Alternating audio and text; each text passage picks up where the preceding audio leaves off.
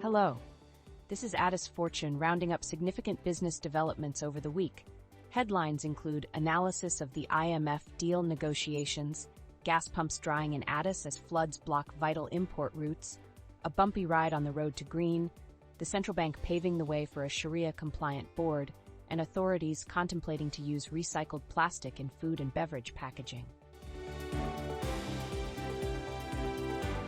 As federal authorities eagerly anticipate a potential billion-dollar International Monetary Fund package, recent meetings in the capital with the International Monetary Fund team concluded without a deal, despite holding significant implications for Ethiopia's economic fate.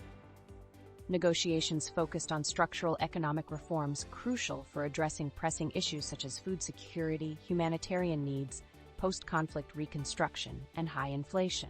The potential International Monetary Fund assistance, amounting to up to $3.5 billion in loans, is contingent on the implementation of structural reforms aimed at restoring macroeconomic stability. Key areas of contention between the Ethiopian government and the International Monetary Fund include liberalizing the Forex regime, disciplining off-budget spending, tax reforms, and restructuring high debts held by state enterprises. These reforms are seen as essential steps to address macroeconomic imbalances and restore investor confidence. Governor Mamo Mihretu shared the National Bank of Ethiopia's commitment to maintaining stable prices, promoting financial inclusion, and implementing structural reforms outlined in the bank's three-year strategic plan, despite the outcomes. It includes transitioning to a price-based monetary policy system, promoting market operations, enhancing interbank Forex and money markets, and addressing disparities between official and parallel exchange rates.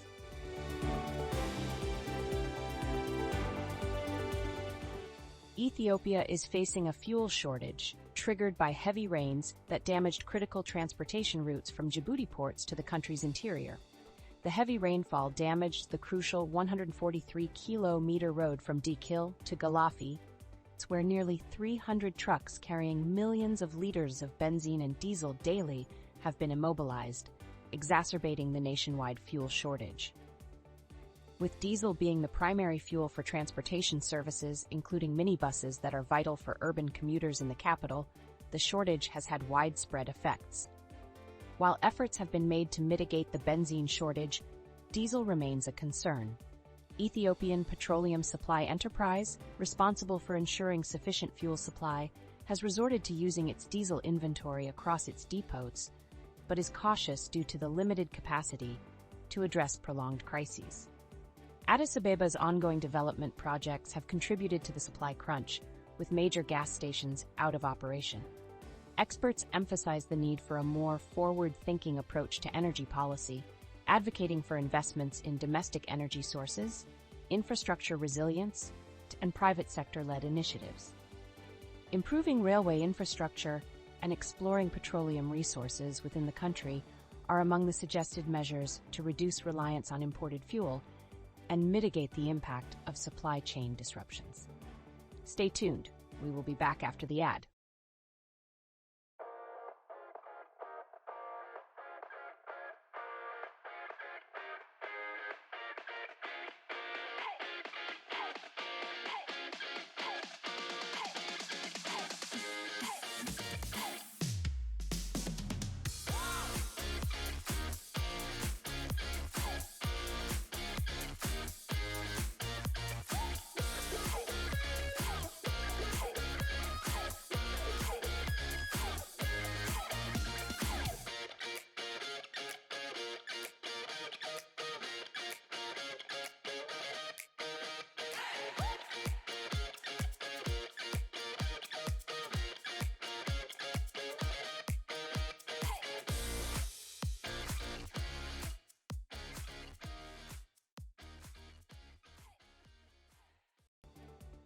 We are back with more highlights. Ethiopia is rapidly embracing a national push for a greener future, while concerns about the resale value of electric vehicles and the associated insurance premiums are raised by owners.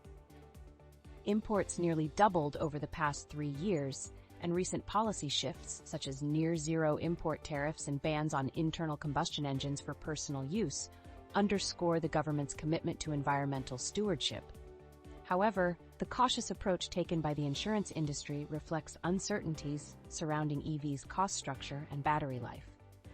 Industry experts note that the lack of data on electric vehicle repairs and claims complicates insurers' ability to accurately assess risks and establish appropriate premium prices. With limited spare parts availability, qualified mechanics, and established battery lifespans, insurers are resorting to higher premiums to mitigate potential losses. They are imposing premiums up to 3.5%, significantly higher than those for traditional internal combustion engine vehicles. This cautious approach has created a ripple effect throughout the industry, hindering wider adoption of electric vehicles. There is optimism for the future.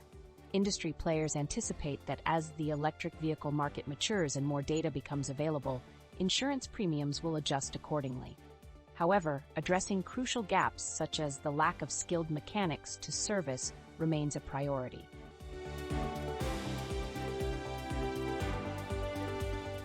The National Bank of Ethiopia has directed all financial institutions to collaborate on a study aimed at creating a national Sharia-compliant board, which would oversee the emerging interest-free banking sector, providing consistency to a currently fragmented service governed by independent committees. Ethiopian Bankers Association, tasked with leading this effort, has instructed banks, microfinance institutions, and insurance companies to designate personnel responsible for interest-free banking and participate, drawing lessons from countries like Malaysia and the Middle East. Stakeholders, including members of the Islamic community and industry experts, indicate the importance of establishing an interest-free directorate to ensure consistent Sharia compliance in banking. They are hopeful a national board would contribute to expanding financial inclusion and promoting research and education in interest-free financial products. Concerns have been raised about potential exclusion from financial assistance during liquidity crises and regulatory constraints hindering the sector's growth. Ethiopia is considering a draft regulation to introduce recycled plastic into food and beverage packaging, aiming to reduce reliance on costly imports and combat plastic pollution. The initiative is led by the Food and Beverage Industry Research and Development Center, urging manufacturers to explore recycling options to reduce the country's dependence on plastic PET imports, which currently cost Ethiopia $40 million annually. The proposed regulation, developed in collaboration with industry stakeholders over 1.5 years, is under review at the Ministry of Justice. While officials anticipate significant environmental benefits, concerns persist regarding safety and feasibility. Water bottlers express doubts about the quality and safety of recycled plastics, citing concerns over inadequate chemical cleaning practices. Experts raise questions about potential health risks associated with recycled PET packaging, stressing the need for detailed research to ensure safety. That's all for today. We'll be back with more updates next week. May good luck and fortune always be with you.